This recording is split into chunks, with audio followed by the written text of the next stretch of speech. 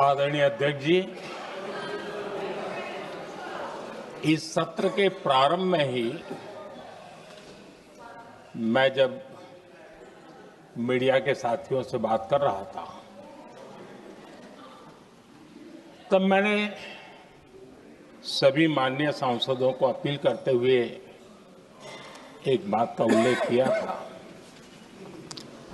मैंने कहा था कि ये सत्र भारत के विजयोत्सव का सत्र है।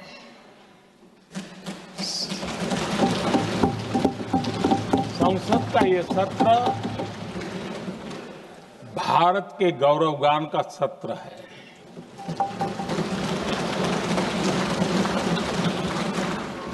आदरणीय अध्यक्ष जी, जब मैं विजयोत्सव की बात कर रहा हूं, तब मैं कहना चाहूंगा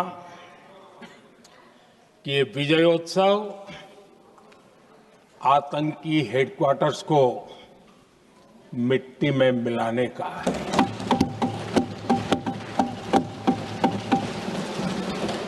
जब मैं विजयोत्सव कहता हूं, तो ये विजयोत्सव सिंदूर की सौगंध पूरा करने का है।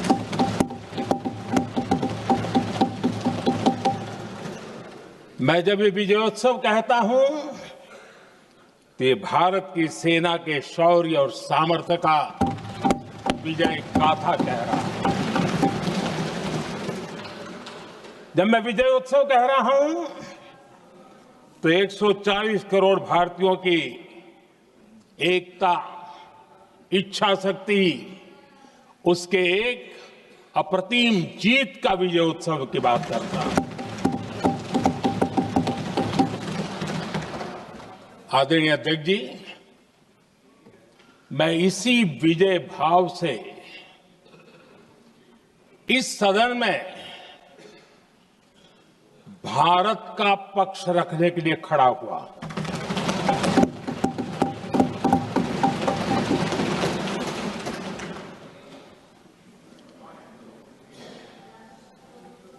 और जिन्हें भारत का पक्ष नहीं दिखता है, उन्हें मैं आईना दिखाने के लिए खड़ा हुआ।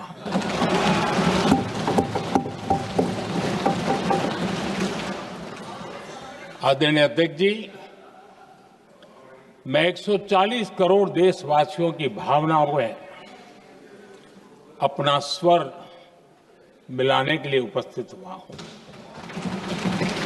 ये 140 करोड़ देशवासियों की भावना के जो गूंज है, जिस सदन में सुनाई दी है, मैं उसे अपना एक स्वर मिलाने खड़ा हुआ। आदरणीय अध्यक्ष जी, ऑपरेशन सिंदूर के दरमियान जिस प्रकार से देश के लोगों ने मेरा साथ दिया, मुझे आशीर्वाद दिए, देश की जनता मुझ पर कर्ज है। मैं देशवासियों का आभार व्यक्त करता हूं। मैं देशवासियों का अभिनंदन करता हूं। आदरणीय अध्यक्ष जी, 22 अप्रैल को पहलगाम में जिस प्रकार की क्रूर घटना घटी, जिस प्रकार आतंकवादियों ने निर्दोष लोगों को उनका धर्म पूछ करके गोलियां मारी, ये क्रूरता की पराकाष्ठा थी। भारत को हिंसा की आग में झोंकने का ये सुविचारित प्रयास था। भारत में दंगे फैलाने की ये साजिश थी। मैं आज देशवासियों का धन्यवाद करता हूं कि देश ने एकता के साथ उस साजिश को नाकाम कर दिया।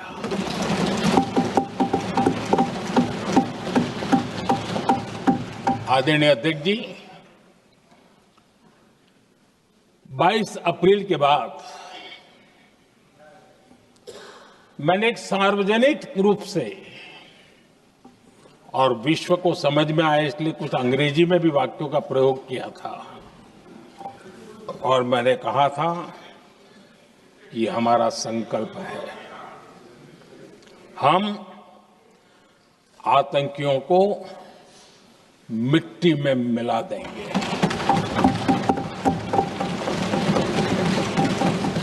और मैंने सार्वजनिक रूप से कहा था, सजा उनके आकाओं को भी होगी और कल्पना से भी बड़ी सजा मिलेगी।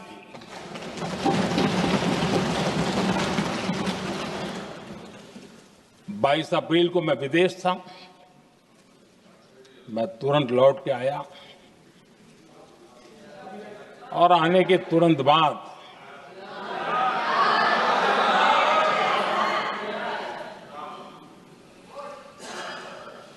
मैंने एक बैठक बुलाई और उस बैठक में हमने साफ साफ निर्देश दिए कि आतंकवाद को करारा जवाब देना होगा और ये हमारा राष्ट्रीय संकल्प है।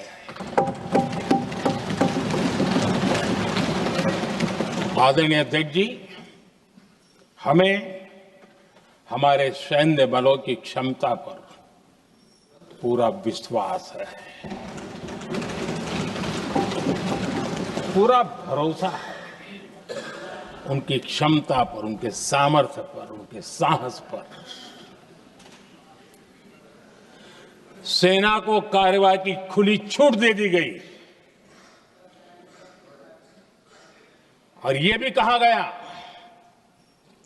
कि सेना तय करें कब, कहां, कैसे, किस प्रकार से। ये सारी बातें उस मीटिंग में साफ साफ कह दी गई और कुछ बातें उसमें से मीडिया में शायद रिपोर्ट भी हुई है।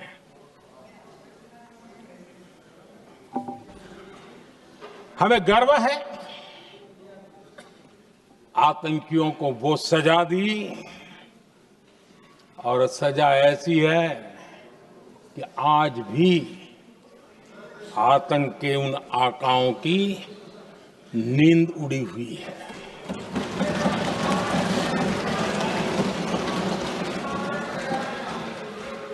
आदरणीय अध्यक्ष जी, मैं हमारी सेना की सफलता के उससे जुड़े भारत के उस पक्ष को सदन के माध्यम से देशवासियों के सामने रखना चाहता हूं।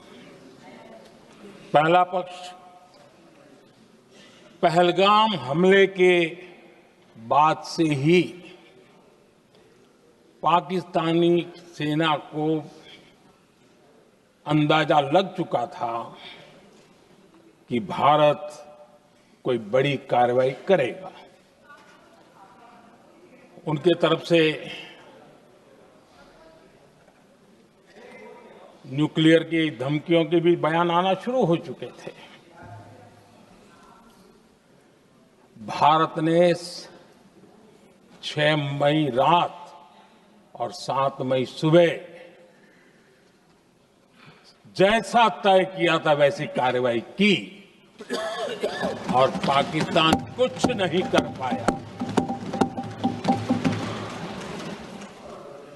22 मिनट में 22 अप्रैल का बदला निर्धारित लक्ष्य के साथ हमारी सेना ने ले लिया। दूसरा पक्ष, आदरणीय अध्यक्ष जी, पाकिस्तान के साथ पर लड़ाई तो कई बार हुई है,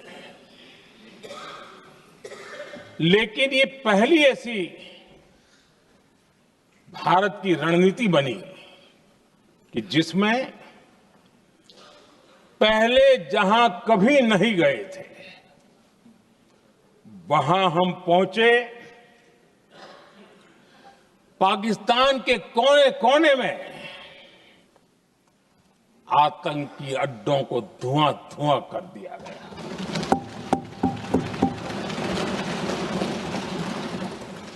आतंक के गढ़ कोई सोच नहीं सकता कि वहां तक कोई जा सकता है। बहावलपुर और मुर्गे उसको भी जमीन दोस्त कर दिया गया। आदरणीय अध्यक्ष जी, हमारे सेनाओं ने आतंकी अड्डों को तबाह कर दिया। तीसरा पक्ष, पाकिस्तान की न्यूक्लियर धमकी को हमने झूठा साबित कर दिया।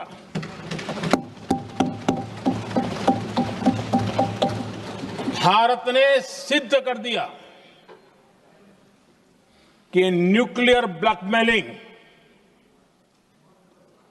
अब नहीं चलेगा और न ही ये न्यूक्लियर ब्लैकमेलिंग के सामने भारत झुकेगा। आदरणीय अध्यक्ष जी, चौथा पक्ष, भारत ने दिखाई अपनी तकनीकी क्षमता। पाकिस्तान के सीने पर सटीक प्रहार किया। पाकिस्तान के एयरबेस एसेट्स को भारी नुकसान हुआ और आज तक उनके कई एयरबेस आईसीयू में पड़े हैं। आज टेक्नोलॉजी आधारित युद्ध का युग है। ऑपरेशन सिंदूर इस महारत में भी सफल सिद्ध हुआ है।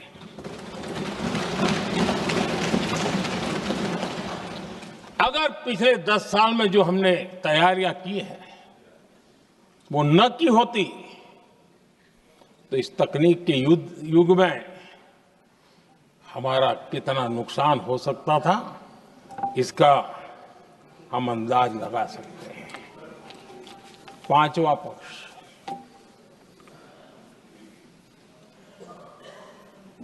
ऑपरेशन सिंदूर के दरमियान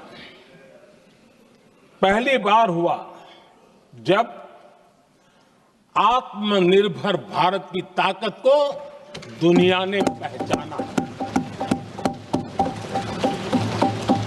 made in India drone, made in India missile ने पाकिस्तान के हथियारों की पोल खोल करके रख दी।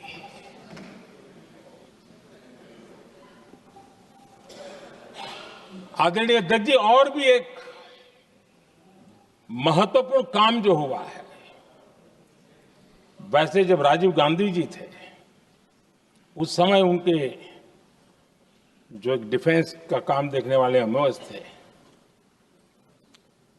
उन्होंने जब मैंने सीडीएस की घोषणा की तो वो बहुत प्रसन्न होकर के मुझे मिलने आए थे और बहुत बहुत प्रसन्न थे वो।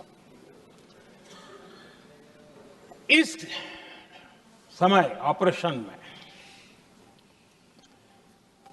नेवी, आर्मी, एयरफोर्स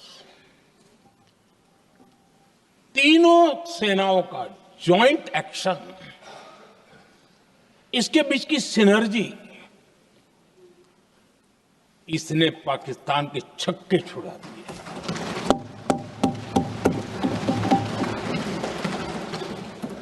आदरणीय अध्यक्ष जी, आतंक की घटनाएं पहले भी देश में होती थी, लेकिन पहले आतंकवादियों के मास्टरमाइंड निश्चिंत होते थे और वो आगे की तैयारी में लगे रहते थे। उनको पता था कुछ नहीं होगा। लेकिन अब स्थिति बदल गई है। अब हमले के बाद मास्टरमाइंड को नींद नहीं आती। उनको पता है कि भारत आएगा और मार के जाएगा।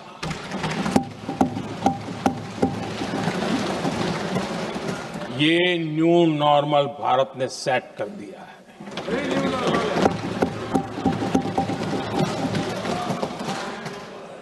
आदरणीय अध्यक्ष जी, दुनिया ने देख लिया कि हमारी कार्यवाही का दायरा कितना बड़ा, स्केल कितना बड़ा। सिंदूर से लेकर के सिंधु तक पाकिस्तान पर कार्रवाई की है। ऑपरेशन सिंदूर ने तय कर दिया कि भारत में आतंकी हमले की, उसके आकाओं को और पाकिस्तान को भारी कीमत चुकानी पड़ेगी। अब ऐसे ही नहीं जा सकते। आदरणीय अध्यक्ष जी, ऑपरेशन सिंदूर से स्पष्ट होता है कि भारत ने 3 सूत्र तय किए हैं।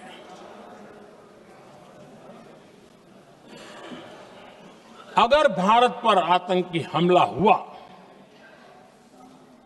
तो हम अपने तरीके से, अपनी शर्तों पर, अपने समय पर जवाब दे करके रहेंगे।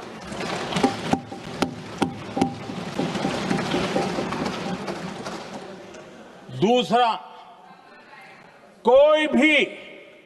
कोई भी न्यूक्लियर ब्लैकमेल अब नहीं चलेगा।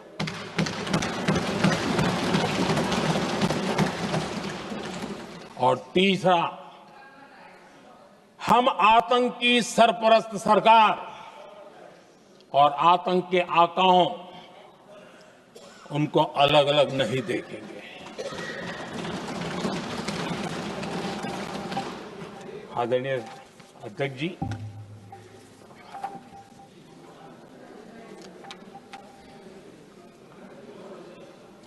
यहां पर विदेश नीति को लेकर के भी काफी बातें कही गई हैं।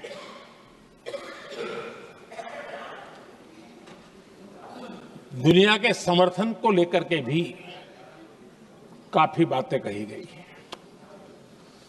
मैं आज सदन में कुछ बातें पूरी स्पष्टता से कह रहा हूं। दुनिया में किसी भी देश ने भारत को अपनी सुरक्षा में कार्रवाई करने से रोका नहीं है।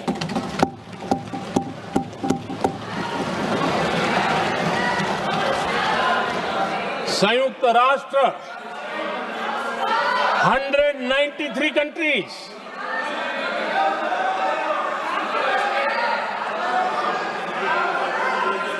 सिर्फ 3 देश 193 कंट्री में सिर्फ 3 देश ऑपरेशन सिंदूर के दौरान पाकिस्तान के समर्थन में बयान दिया था। Only 3 countries. क्वाड हो, ब्रिक्स हो, फ्रांस, रूस, जर्मनी, कोई भी देश का नाम ले लीजिए, तमाम देश दुनिया भर से भारत को समर्थन मिला है।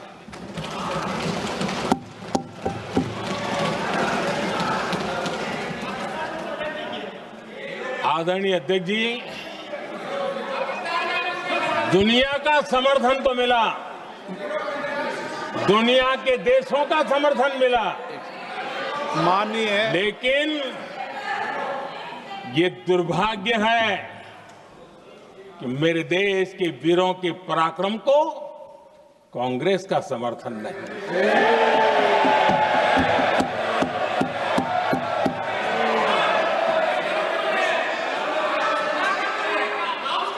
22 अप्रैल के बाद 22 अप्रैल के आतंकी हमले के बाद 3-4 दिन में ही ये उछल रहे थे और कहना शुरू कर दिया,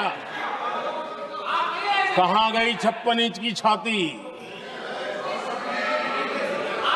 कहां खो गया मोदी, मोदी तो फेल हो गया। क्या मजा ले रहे थे, उनको लगता है वाह बाजी मार ली। उनको पहलगाम के निर्दोष लोगों की हत्या में भी वो अपनी राजनीति तराशते थे।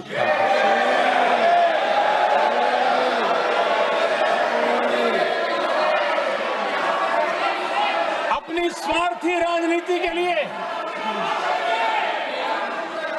मुझ पर निशाना साध रहे थे, लेकिन उनकी ये बयानबाजी, इनका छिछोरापन देश के सुरक्षा बलों का मनोबल गिरा रहा था। माननीय प्रतिपक्ष के नेता, एक मिनट, प्रतिपक्ष के नेता आपकी बात सबने ध्यान से सुनी। आप बेटे कांग्रेस कर रहे हैं और निर्देश दे रहे हैं पीछे से, ये उचित नहीं है आपके लिए। न भारत के सामर्थ्य पर भरोसा है और न ही भारत की सेनाओं पर, इसलिए वो लगातार ऑपरेशन सिंदूर पर सवाल उठा रहे हैं। ऐसा करके आप लोग मीडिया में हेडलाइंस तो ले सकते हैं, लेकिन देशवासियों के दिलों में जगह नहीं बना सकते।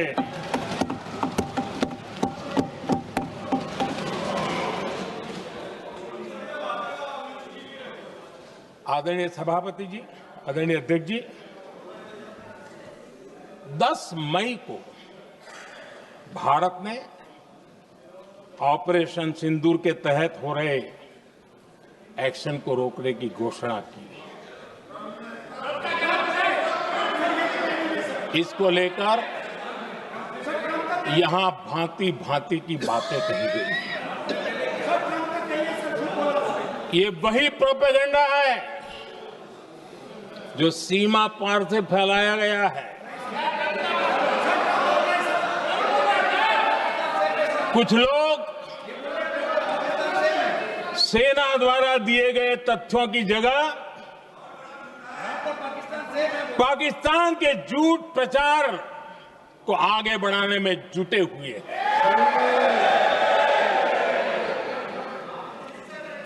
जबकि भारत का रुख हमेशा स्पष्ट रहा है। आदरणीय अध्यक्ष जी, कुछ चीजें मैं जरा स्मरण भी कराना चाहता हूं। जब सर्जिकल स्ट्राइक हुआ, उस समय हमने लक्ष्य तय किया था, हमारे जवानों को तैयार करके, कि हम उनके इलाके में जाकर के आतंकियों के जो लॉन्चिंग पैड है उनको नष्ट करेंगे।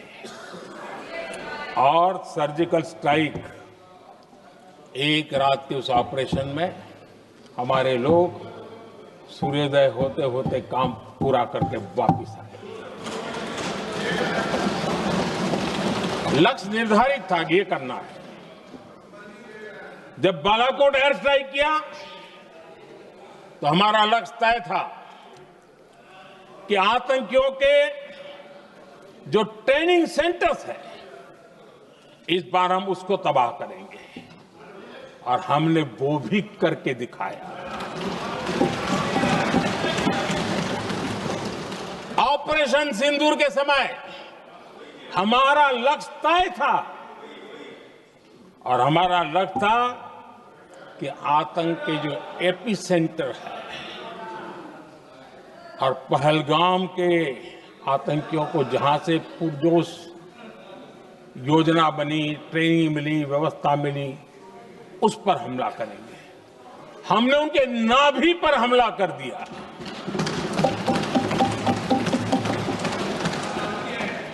जहां पहलगाम के आतंकियों का रिक्रूटमेंट हुआ, ट्रेनिंग होती थी, फंडिंग होता था, उन्हें टेक्निकल सपोर्ट मिलता था, शस्त्र सरंजाम मिलता था, उस जगह को आइडेंटिफाई किया और हमने सटीक तरीके से ऑपरेशन सिंदूर के तहत आतंकियों की नाभि पे प्रहार कर दिया। और आदरणीय अध्यक्ष जी, इस बार भी हमारी सेना ने 100% लक्ष्यों को हासिल करके देश के सामर्थ्य का परिचय कराया।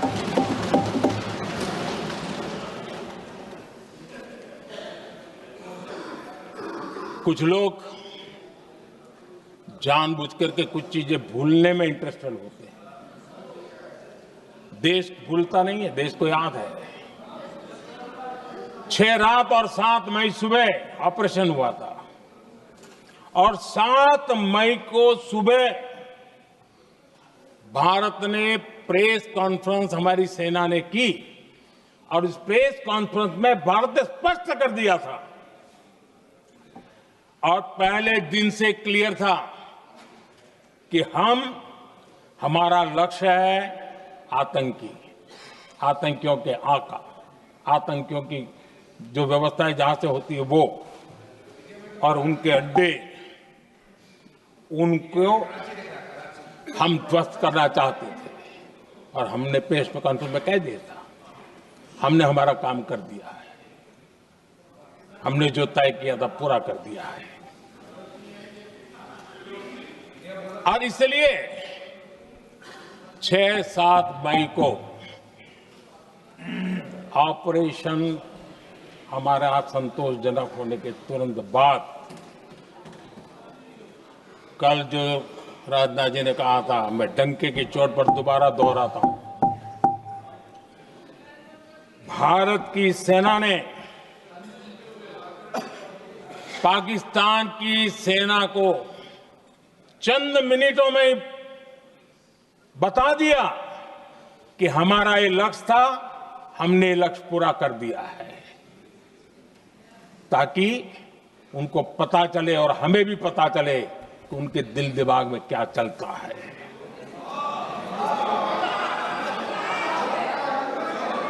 हमने अपना लक्ष्य 100% हासिल कर लिया था और पाकिस्तान में समझदारी होती तो आतंकियों के साथ खुलेआम खड़े रहने की गलती न करता। उसने निर्लज्ज होकर के आतंकवादियों के साथ खड़े रहने का फैसला किया। हम पूरी तरह तैयार थे, हम भी मौके की तलाश में थे, लेकिन हमने दुनिया को बताया था कि हमारा लक्ष्य आतंकवाद है, आतंकवादी आका है, आतंकवादी ठिकाने हैं, वो हमने पूरा कर दिया। लेकिन जब पाकिस्तान ने आतंकियों की मदद में आने का फैसला किया और मैदान में उतरने की हरकत की, तो भारत की सेना ने सालों तक याद रह जाए ऐसा करारा जवाब दे करके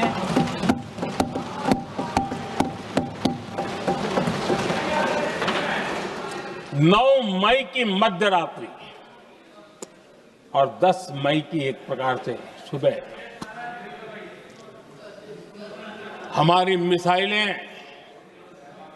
उन्होंने पाकिस्तान के हर कोने में प्रचंड प्रहार किया, जिसकी पाकिस्तान ने कभी कल्पना नहीं की थी, और पाकिस्तान को घुटनों पर आने के लिए मजबूर कर दिया।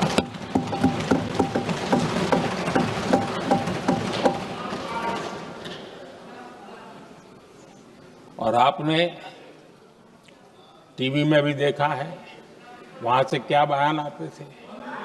पाकिस्तान के लोग, अरे मैं तो स्विमिंग पूल में नहा रहा था, कोई कह रहा था मैं तो दफ्तर जाने की तैयारी कर रहा था।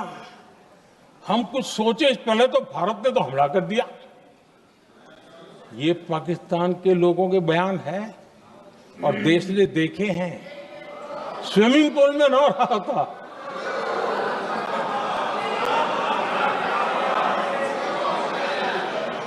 और जब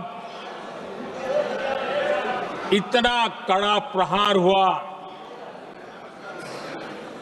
पाकिस्तान ने कभी सोचा तक नहीं था, तब जाकर के पाकिस्तान ने फोन करके डीजीएमओ के सामने फोन करके गुहार लगाई, बस करो, बहुत मारा, अब ज्यादा मार झेलने की ताकत नहीं है, प्लीज हमला रोक दो।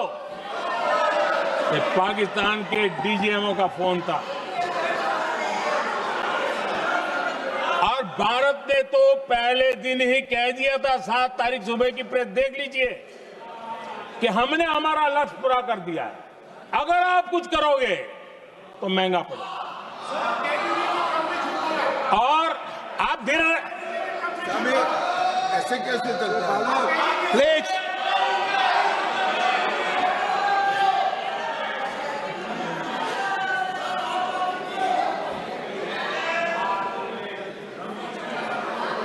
मैं आज दोबारा कह रहा हूं, ये भारत की स्पष्ट नीति थी, सुविचारित नीति थी, सेना के साथ मिलकर के तय की हुई नीति थी, और वे ये थी कि हम आतंक, उनके आका, उनके ठिकाने, ये हमारा लक्ष्य है।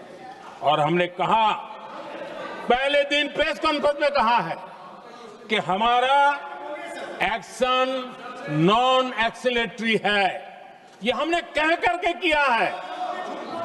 और इसके लिए साथियों हमने हमला रोका। अध्यक्ष जी,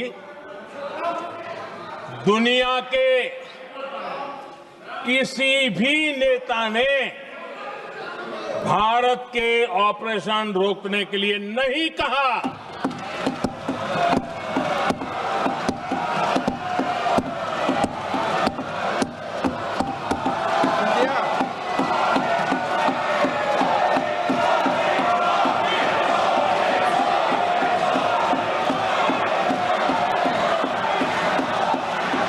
उसी दौरान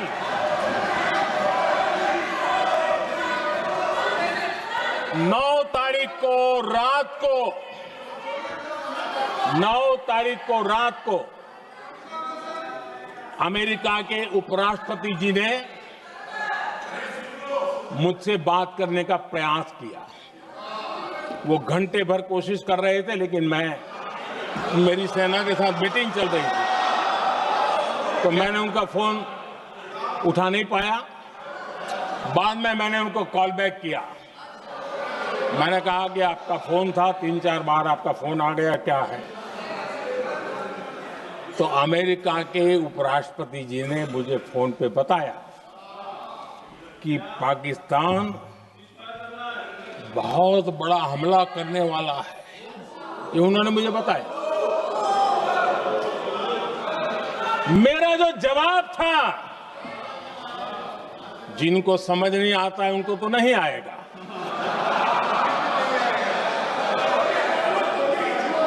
मेरा जवाब था, अगर पाकिस्तान का ये इरादा है तो उसे बहुत महंगा पड़ेगा। ये मैंने अमेरिका के उपराष्ट्रपति को कहा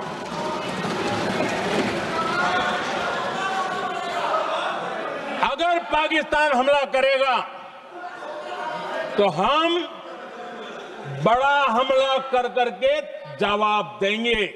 ये मेरा जवाब था। और आगे मेरा एक वाक्य था, मैंने कहा था हम गोली का जवाब गोले से देंगे। ये 9 तारीख रात की बात है और 9 रात में और 10 सुबह हमने पाकिस्तान को सैन्य शक्ति को तहस नहस कर दिया था। और यही हमारा जवाब था, यही हमारा जज्बा था। और आज पाकिस्तान भी भली भांति जान गया है कि भारत का हर जवाब पहले से ज्यादा तगड़ा होता है।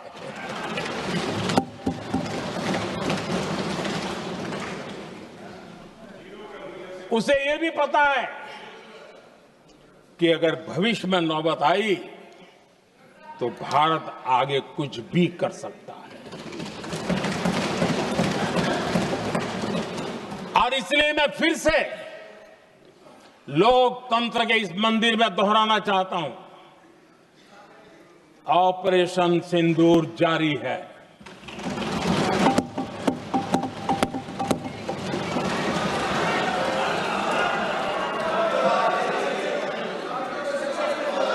पाकिस्तान ने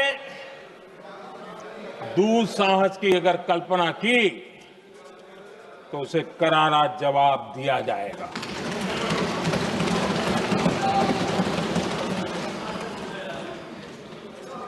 आदरणीय अध्यक्ष जी, आज का भारत आत्मविश्वास से भरा हुआ है। आज का भारत आत्मनिर्भरता के मंत्र को लेकर के पूरी शक्ति के साथ तेज गति से आगे बढ़ रहा है। देश देख रहा है भारत आत्मनिर्भर बनता जा रहा है। लेकिन देश ये भी देख रहा है कि एक तरफ तो भारत आत्मनिर्भरता की ओर तेज गति से आगे बढ़ रहा है, लेकिन कांग्रेस मुद्दों के लिए पाकिस्तान पर निर्भर होती जा रही है।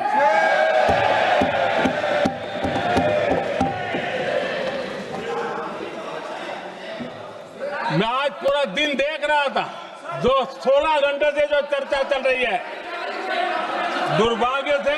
प्लीज बैठिए, सब जवाब दे दिया आपका। आप सुनते नहीं, सबका जवाब दे दिया। प्लीज दुर्भाग्य से सुनिए जवाब। कांग्रेस को पाकिस्तान के मुद्दे इंपोर्ट करने पड़ रहे हैं।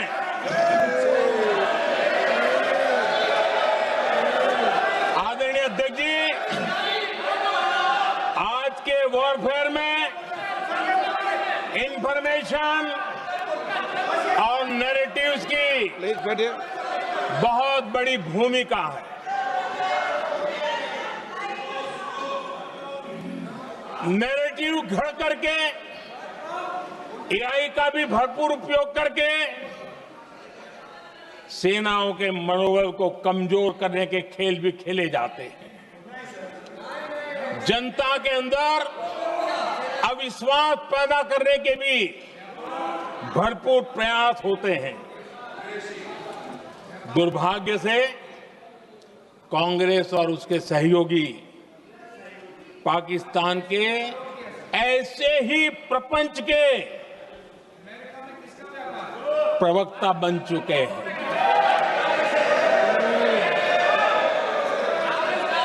आदरणीय अध्यक्ष जी, देश की सेना ने, आदरणीय अध्यक्ष जी, ये तरीका है देश आपका? की सेना ने बैठिए बैठिए। देश की भाई, सेना ने सुनते रहे। सर्जिकल स्ट्राइक की। बैठिए।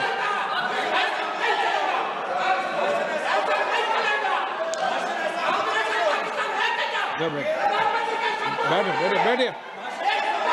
आदरणीय अध्यक्ष जी, देश की सेना ने सफलतापूर्वक सर्जिकल स्ट्राइक की तो तुरंत कांग्रेस वालों ने सेना से सबूत मांगे थे, लेकिन जब उन्होंने देश का मूड देखा, देश का मिजाज देखा, तो सुर उनके बदलने लगे और बदल करके क्या कहने लगे? कांग्रेस के लोगों ने कहा, ये सर्जिकल स्ट्राइक क्या बड़ी बात है, ये तो हमने भी की थी। एक ने कहा 3 सर्जिकल स्ट्राइक की थी, दूसरे ने कहा 6 सर्जिकल स्ट्राइक की थी, तीसरे ने कहा 15 सर्जिकल स्ट्राइक की थी। जितना बड़ा नेता उतना बड़ा आंकड़ा चल रहा था।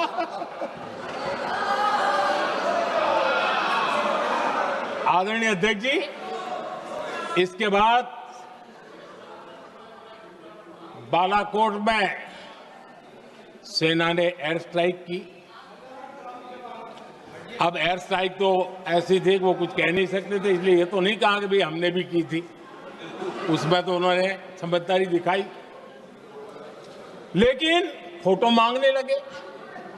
एयर स्ट्राइक हुई तो फोटो दिखाओ, क्या कहां गिरा, क्या तोड़ा, कितना तोड़ा, कितने मरे, बस यही पूछते रहे।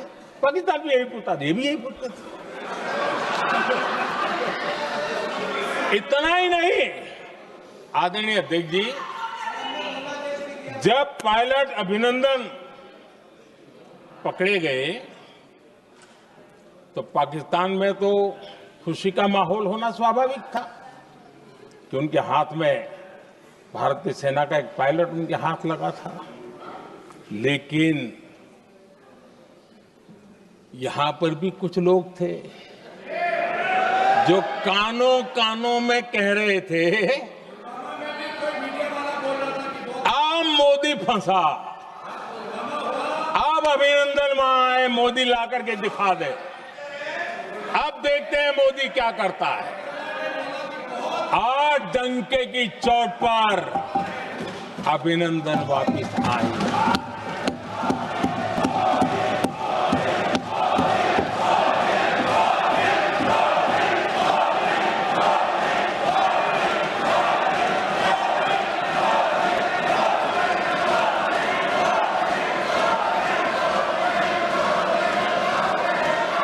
अभिनंदन को ले आए तो इनकी बोलती बंद हो गई।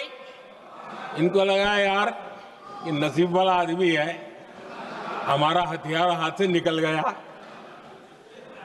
आदरणीय अध्यक्ष जी, पहलगाम हमले के बाद हमारा बीएसएफ का एक जवान पाकिस्तान के कब्जे में गया,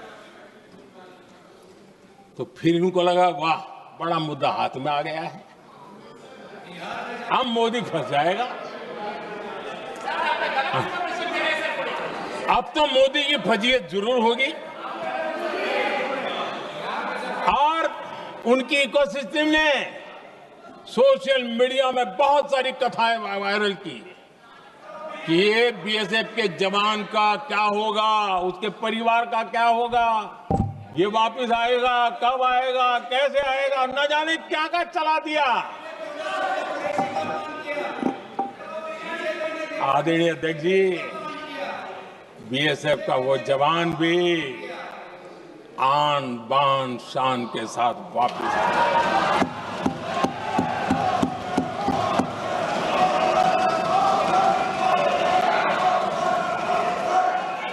आतंकवादी रो रहे हैं,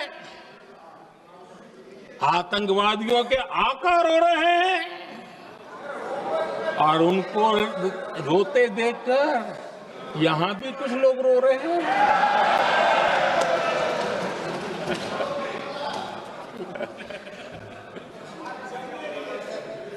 अब देखिए, सर्जिकल स्ट्राइक चल रही थी, उसके बाद उन्होंने एक खेल खेलने की कोशिश की, बात जमी नहीं। एयर स्ट्राइक हुई तो दूसरा खेल खेलने की कोशिश की, वो भी जमी नहीं। जब ये ऑपरेशन सिंदूर हुआ तो उन्होंने नया पैंतरा शुरू किया। और क्या शुरू किया? रोक क्यों दिया? पहले तो मानने को तैयार नहीं थे कि मुक्त करते, अब कहते रोक क्यों दिया? वाह रे बयान बहादुरों,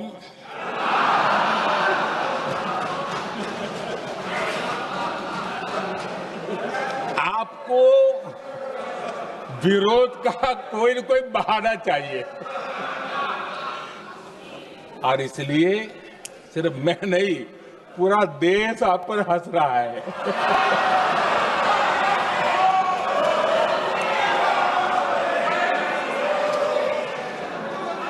आदरणीय अध्यक्ष जी,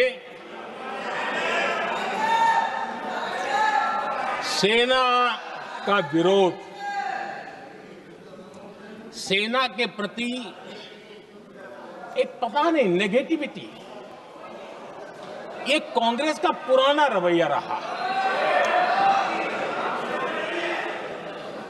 देश ने अभी अभी करगिल विजय दिवस मनाया, लेकिन देश पूरी तरह जानता है कि उनके कार्यकाल में और आज तक करगिल के विजय को कांग्रेस ने अपनाया नहीं है। न करगिल विजय दिवस मनाया है, न करगिल विजय का गौरव किया। इतिहास साक्षी है अध्यक्ष जी। जब डोकलाम में सैन्य हमारा शौर्य दिखा रहा था, तब कांग्रेस के नेता चुपके चुपके किससे ब्रीफिंग लेते थे, वो सारी दुनिया अब जान गई।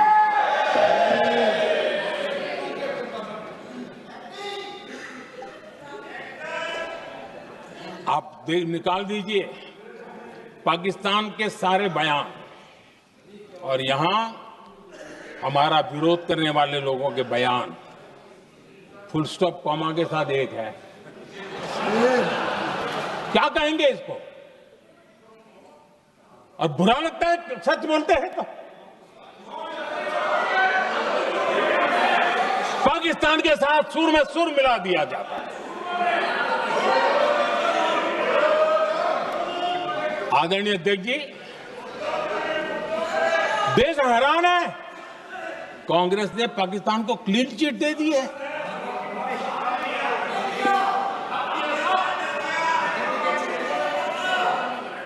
उनकी ये हिम्मत, और इनकी आदत जाती नहीं है, ये हिम्मत कि पहलगाम के आतंकी पाकिस्तानी थे, इसका सबूत दो।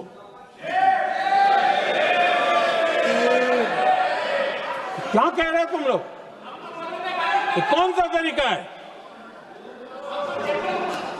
और यही मांग पाकिस्तान कर रहा है जो कांग्रेस कर रही है।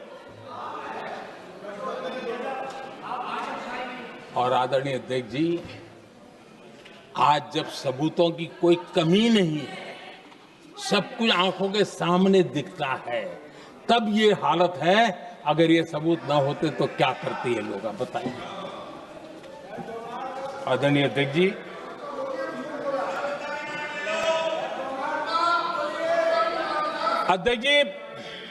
ऑपरेशन सिंदूर के एक पार्ट की तरफ तो चर्चा भी बहुत होती है, ध्यान भी जाता है, लेकिन देश के लिए कुछ गौरव की क्षणें होती हैं, ताकत के परिचय होता है, उसकी तरफ भी ध्यान जाना बहुत आकर्षित है। हमारे एयर डिफेंस सिस्टम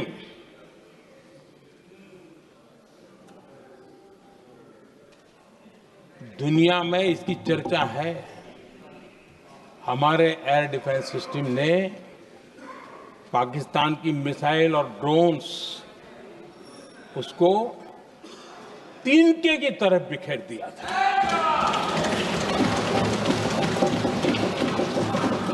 आदरणीय अध्यक्ष जी, मैं एक आंकड़ा आज बताना चाहता हूं, पूरा देश गर्व से भर जाएगा। कुछ लोगों का क्या होगा मैं नहीं जानता, पूरा देश गर्व से भर जाएगा। 9 मई को पाकिस्तान ने करीब 1000 मिसाइलों और आर्म ड्रोन्स के भारत पर बहुत बड़ा हमला करने की कोशिश की। 1000 ये मिसाइलें भारत के किसी भी हिस्से पर गिरती तो वहां भयंकर तबाही मचती, लेकिन 1000 मिसाइल्स और ड्रोन्स को भारत ने आसमान में ही चूर चूर कर दिया।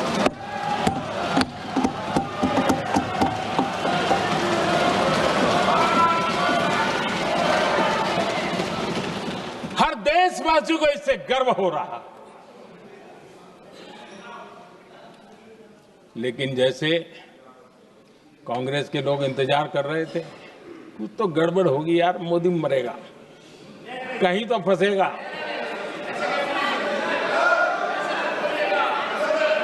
पाकिस्तान ने आदमपुर एयरबेस पर हमले का झूठ फैलाया, उस झूठ को बेचने की भरपूर कोशिश की, पूरी ताकत लगा दी। मैं अगले ही दिन आदमपुर पहुंचा और खुद जाकर के उनके झूठ को मैंने बेनकाब कर दिया। तब जाकर के उनको अकल ठिकाने लगी कि अब ये झूठ चलने वाला नहीं है। आदरणीय अध्यक्ष जी, जो हमारे छोटे दलों के साथी हैं, जो राजनीति में नए हैं, उनको कभी शासन में रहने का अवसर नहीं मिला, उनसे कुछ बातें निकलती मैं समझ सकता हूं।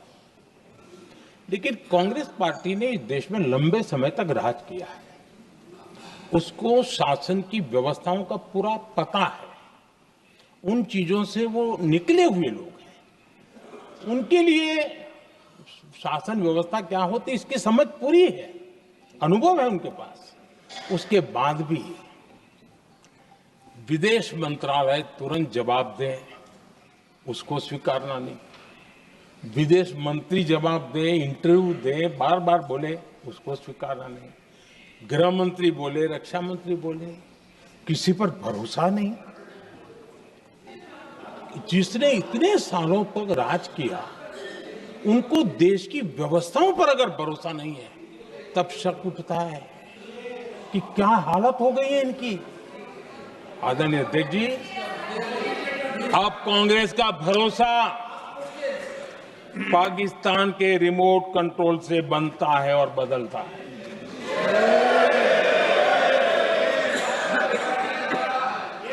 आदरणीय अध्यक्ष जी, एक बिल्कुल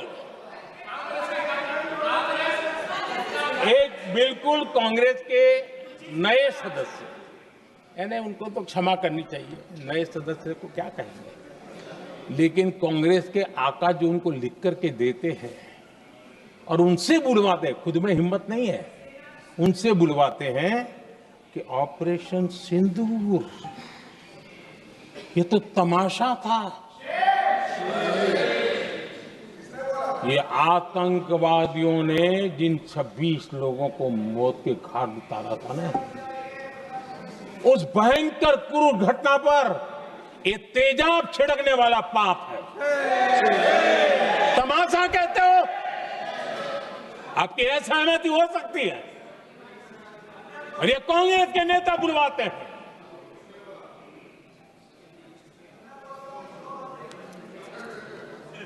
आदरणीय अध्यक्ष जी, पहलगाम के हमलावरों को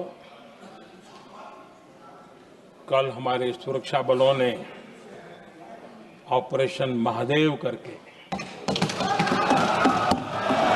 अपने अंजाम तक पहुंचाया।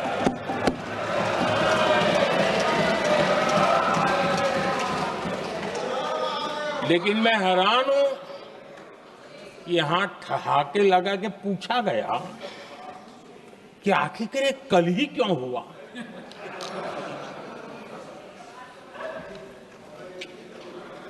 अब ये क्या हो गया है मुझे समझ नहीं आ रहा है। क्या ये ऑपरेशन के लिए कोई सावन महीने का सोमवार ढूंढा गया था क्या? क्या हो गया है इन लोगों को? हताशा, निराशा इस हद तक।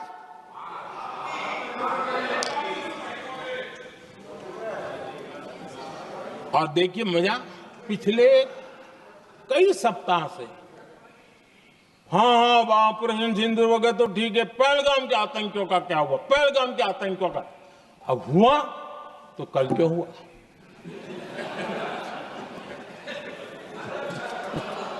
और कल ही क्यों हुआ? क्या हाल है अध्यक्ष जी का। आदरणीय अध्यक्ष जी,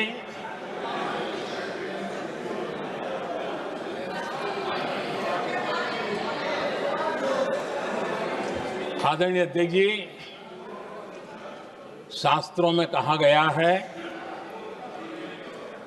हमारे शास्त्रों में कहा गया है, शस्त्रेण रक्षिते राष्ट्रे, शस्त्रेण रक्षिते राष्ट्रे शास्त्र चर्चा प्रवर्तते।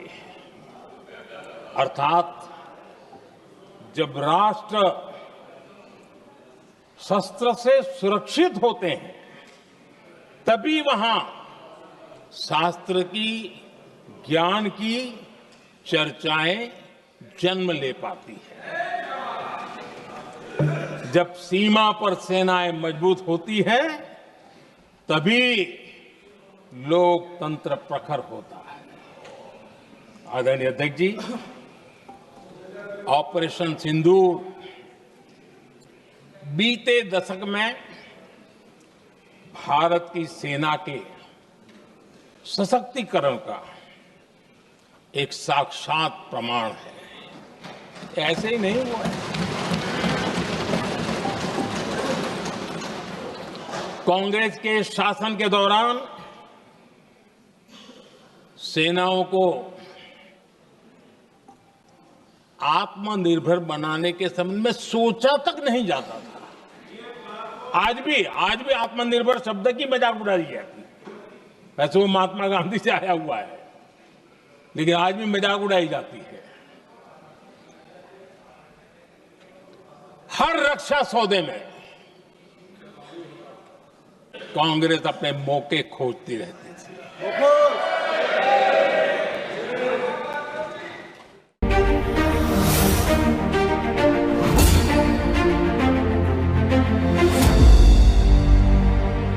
खबरों से जुड़े रहने के लिए हमारे चैनल को सब्सक्राइब करें और बेल आइकन को दबाना ना भूलें ताकि हर खबर की नोटिफिकेशन आपको मिलती रहे।